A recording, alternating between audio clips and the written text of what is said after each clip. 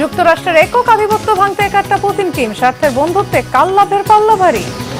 লেবাননের সাথে যুদ্ধ পরিকল্পনায় ইসরায়েলের সেনাবাহিনীর অনুমোদন, লেবাননের পাল্টা হুমকিতে আতঙ্কের সীমান্তবাসী। ভোটার টানতে বাইডেনের লোভনীয়ত, মার্কিন নাগরিকত্ব পাবেন 5 লক্ষাধিক অবৈধ অভিবাসী। আসসালামু আলাইকুম, দেখছিলেন Bangla vision world news headline.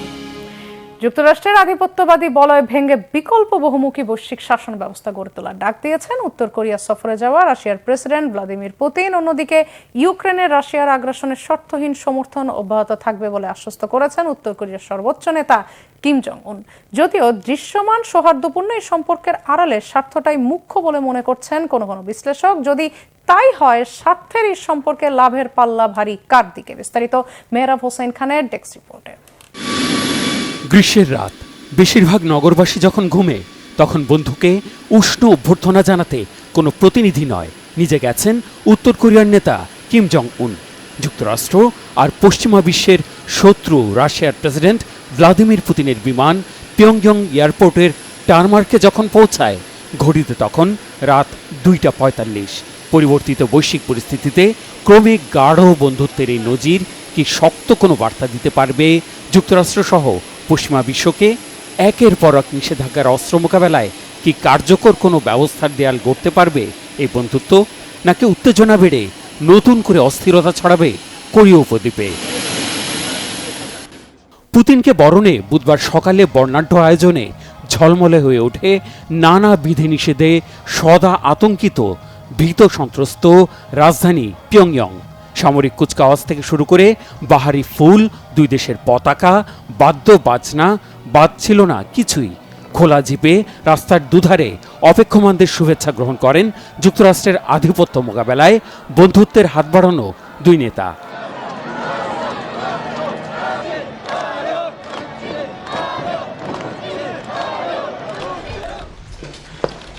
শুভেচ্ছা বিনিময় শেষে শুরু হয় ম্যারাথন বৈঠক। পুতিনের বহরের মন্ত্রী আর ব্যবসায়ী প্রতিনিধিদের সাথে বৈঠকে বসেন উত্তর কোরিয়ার প্রতিনিধিরা। পারস্পরিক বন্ধুত্বের সুফল আর উজ্জ্বল ভবিষ্যতের সম্ভাবনা তুলে ধরে মার্কিন আধিপত্যবাদের তীব্র সমালোচনা করেন পুতিন। গত বছর রাশিয়ায় আপনার সফরের পর দুই দেশের সম্পর্ক উন্নয়নে উল্লেখযোগ্য অগ্রগতি হয়েছে। এই বন্ধুত্বকে দীর্ঘমেয়াদী করতে আজ কিছু মৌলিক নথিপত্র তৈরি করেছি আমরা।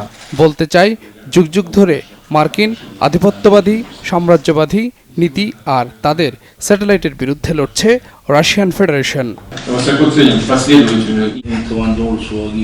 বিশ্ব পরিস্থিতি যতই জটিল হোক না কেন, রুশ নেতাদের সাথে এবং রাশিয়ার সাথে আমাদের কৌশলগত সম্পর্ক আরও অগ্রসর হবে, ঘনিষ্ঠ হবে, জোরদার হবে।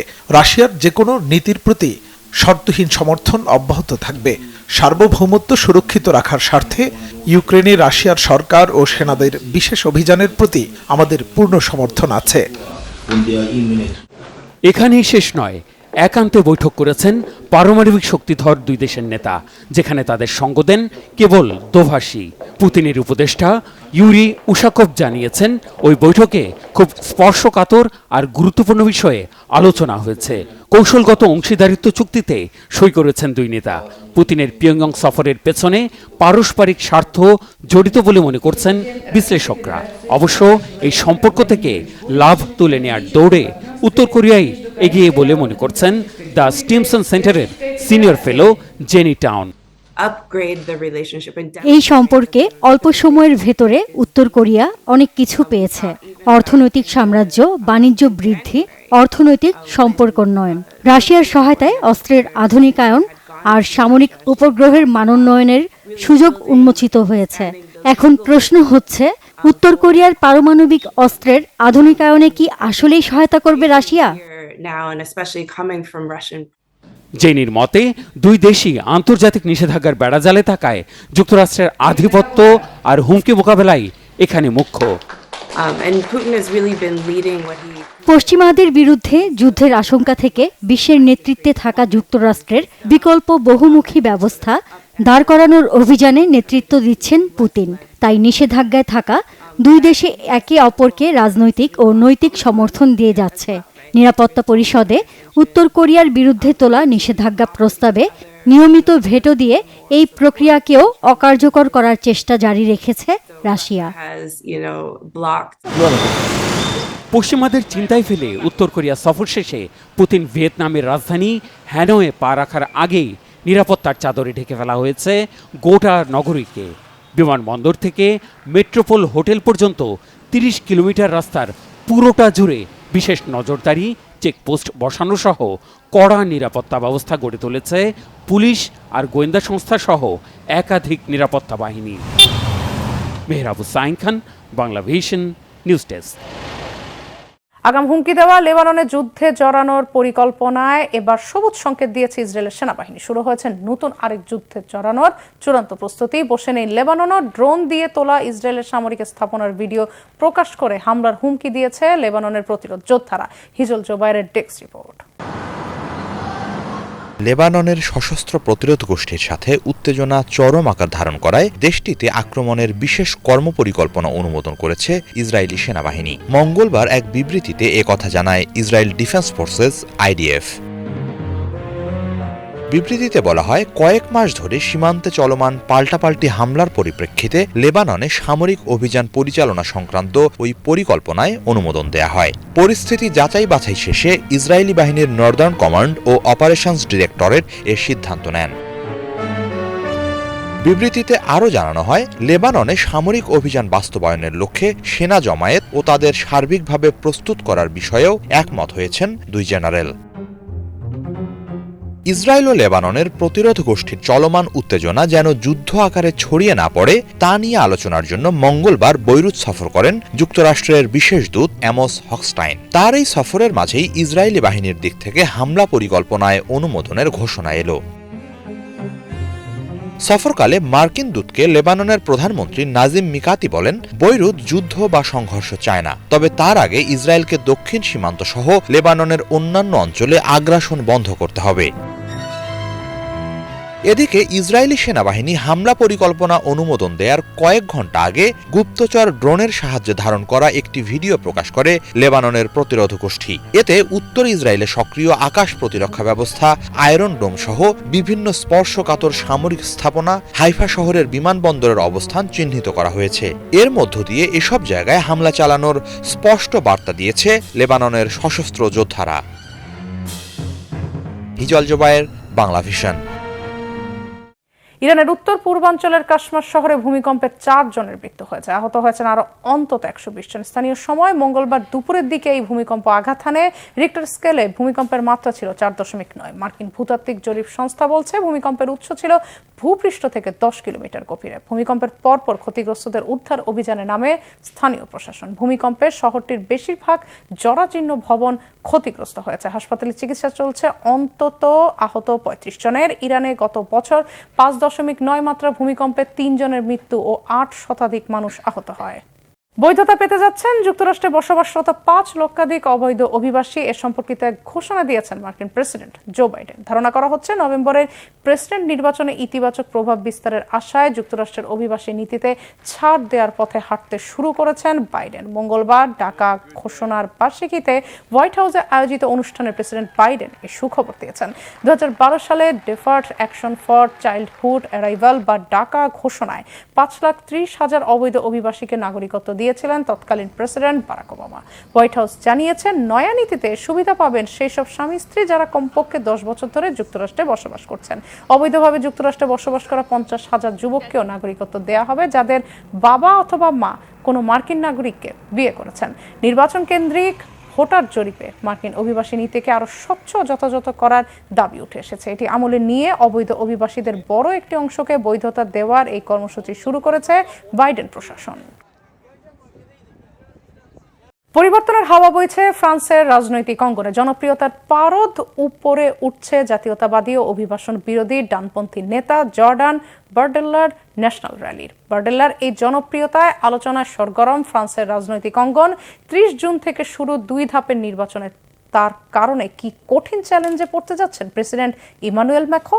বিস্তারিত মীর ফজলে রাব্বির রিপোর্টে। ফ্রান্সের রাজনৈতিক অঙ্গনে পাওয়া যাচ্ছে এক বিশাল পরিবর্তনের আভাস, যেখানে 28 বছর বয়সী কঠোর ডানপন্থী নেতা জর্ডান বারডেলা প্রধানমন্ত্রীর পদে আসীন হওয়ার সম্ভাবনা রয়েছে। দেশটির ন্যাশনাল র্যালি দলের বর্তমান নেতা বারডেলার রাজনৈতিক উত্থান সাড়া ফেলেছে সমগ্র ফ্রান্স জুড়ে। ফ্রান্সে আসন্ন পার্লামেন্ট নির্বাচনের দিনক্ষণ ঘোষণার পর বিভিন্ন জনমত জরিপে বারডেলার নেতৃত্বাধীন ন্যাশনাল র্যালিকে এগিয়ে রাখা হয়েছে। বারডেলার জাতীয়তাবাদী ও অভিবাসন বিরোধী দলটির প্রথমবারের মতো ক্ষমতায় আসার সুযোগ তৈরি হয়েছে। নির্বাচনে একক সংখ্যাগরিষ্ঠতার দিকেই নজর দিচ্ছেন তিনি। সম্প্রতি এক সাক্ষাৎকারে বারডেলা বলেন, কার্যকরভাবে সরকার পরিচালনায় নিরঙ্কুশ সংখ্যাগরিষ্ঠতা প্রয়োজন। তাই বোঝাই যাচ্ছে অচিরেই বড় একটি পরিবর্তনের আভাস দিচ্ছেন ডানপন্থী এই নেতা। বারডেলার নেতৃত্বে ন্যাশনাল র্যালি দলটি সম্প্রতি ইউরোপীয় নির্বাচনে বিশাল সাফল্য অর্জন করেছে, যা বর্তমান প্রেসিডেন্ট ইমানুয়েল ম্যাক্রোর দলের জন্য একটি বড় ধাক্কা হয়ে দাঁড়িয়েছে। ম্যাক্রো এই পরিস্থিতিতে একটি আগাম নির্বাচনের আহ্বান করেছেন, যা বারডেলার প্রধানমন্ত্রী হওয়ার সম্ভাবনাকে আরও উজ্জ্বল করেছে। বর্তমানে প্রেসিডেন্ট ইমানুয়েল ম্যাক্রো এবং তার দল বারডেলার কঠোর ডানপন্থী অবস্থান এবং বিদেশি সম্পর্ক নিয়ে সমালোচনা করলেও বারডেলার জনপ্রিয়তা কমেনি, বরং তার রাজনৈতিক ক্যারিয়ার দ্রুত গতিতে বৃদ্ধি পাচ্ছে, যা ফ্রান্সের ভবিষ্যৎ রাজনীতিতে বড় পরিবর্তন আনতে পারে। 1995 সালে প্যারিসের উত্তর শহরতলির সেইন্ট সেন্ট ড্যানিসে জন্মগ্রহণ করা বারডেলা ইতালীয় অভিবাসী পিতামাতার সন্তান। তার মা 1960-এর দশকে তুরিন থেকে ফ্রান্সে এসেছিলেন, যিনি একজন সংগ্রামী অভিবাসী নারী। বারডেলার জীবনে তার মায়ের ভূমিকা বিশেষভাবে উল্লেখযোগ্য, কারণ তার বয়স যখন মাত্র 1, তখনই তার বাবা মার বিচ্ছেদ হয়। বারডেলার মা একা হাতে তাকে বড় করেছেন। হাই স্কুলের পাঠ চুকিয়ে বারডেলা প্যারিস সরবন বিশ্ববিদ্যালয়ে ভূগোল বিষয়ে ভর্তি হন, কিন্তু পড়ে যান রাজনীতির নেশায়, ছাড়তে হয় পড়াশোনা। বারডেলার কট্টরপন্থী দৃষ্টিভঙ্গি এবং তার দলের বিদেশি সহযোগিতার কারণে তিনি প্রচণ্ড সমালোচনার সম্মুখীন হয়েছেন। বিশেষ করে ন্যাশনাল র্যালি দলটির সঙ্গে রাশিয়ার সম্পর্কের গুঞ্জন তাকে নানা প্রশ্নের সম্মুখীন করছে। এছাড়াও বারডেলার দলের জার্মানির কট্টর ডানপন্থী দল AFD এর সঙ্গে সম্পর্ক সমালোচিত হয়েছে।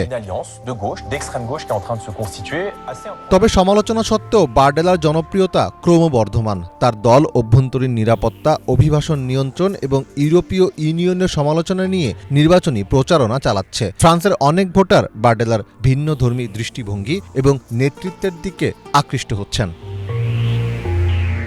ইউরোপীয় পার্লামেন্ট নির্বাচনে দলের বাজে ফলাফলের পর ফ্রান্সে আগাম নির্বাচনের ঘোষণা দেন প্রেসিডেন্ট ইমানুয়েল ম্যাক্রো। আগামী 30 জুন প্রথম আর 7 জুলাই দ্বিতীয় ধাপে ভোট গ্রহণের জন্য দিন ধার্য করা হয়েছে। মীর ফজলে রাব্বি, বাংলা ভিশন। চীনের পরিবহন নেটওয়ার্কের দৈর্ঘ্য গত বছর 6 মিলিয়ন কিলোমিটার ছাড়িয়েছে বলে জানিয়েছেন দেশটির পরিবহন মন্ত্রণালয়। একে বিশ্বের সবচেয়ে বড় পরিবহন নেটওয়ার্ক বলে দাবি করছে চীন, যার সাথে যুক্ত আছে শহর ও গ্রামাঞ্চল। হিজল জোবাইরের ডেস্ক রিপোর্টে বিস্তারিত। বিশ্বের সর্ববৃহৎ পরিবহন নেটওয়ার্কের রেকর্ড এখন চীনের দখলে। 2023 সালে এই নেটওয়ার্কের দৈর্ঘ্য 6 মিলিয়ন কিলোমিটার ছাড়িয়েছে। মঙ্গলবার এক প্রতিবেদনে দেশটির পরিবহন মন্ত্রণালয় একথা জানায়। প্রতিবেদনে বলা হয়, এই পরিবহন ব্যবস্থার আওতায় আছে বিশ্বের সর্ববৃহৎ দ্রুতগতি সম্পন্ন রেল যোগাযোগ ব্যবস্থা, এক্সপ্রেসওয়ে ও পোস্টাল ডেলিভারি নেটওয়ার্ক এবং বিশ্বমানের আন্তঃসংযুক্ত বন্দর যোগাযোগ ব্যবস্থা। মন্ত্রণালয় জানায়, 2023 সাল পর্যন্ত দেশের যোগাযোগ ও পরিবহন নেটওয়ার্কে অবকাঠামোগত বিনিয়োগের পরিমাণ 3.9 ট্রিলিয়ন ইয়ান বা 548.7 বিলিয়ন মার্কিন ডলার। কেবল গত বছরই এই নেটওয়ার্কে নতুন করে 2776 কিলোমিটার রেলপথ ও 6394 কিলোমিটার এক্সপ্রেসওয়ে সংযুক্ত হয় বলে জানিয়েছে চীনের পরিবহন মন্ত্রণালয়। কেবল শহরাঞ্চল নয়, গ্রামাঞ্চলেও যোগাযোগ ব্যবস্থার বিপুল উন্নয়নের কথা জানাচ্ছে বেইজিং। গত বছর গ্রামগুলোতে নতুন করে 1,88,000 কিলোমিটার সড়ক পথ সংযুক্ত করার কথা জানানো হয়েছে। শুধু তাই নয়, বর্তমানে দেশজুড়ে প্রতিটি গ্রামীণ জনপদেই পোস্টাল সার্ভিস পৌঁছে গেছে বলে জানিয়েছে পরিবহন মন্ত্রণালয়। হিজল জোবায়ের, বাংলা ভিশন। এই ছিল আজকের মতো। সাথে থাকায় ধন্যবাদ সবাইকে।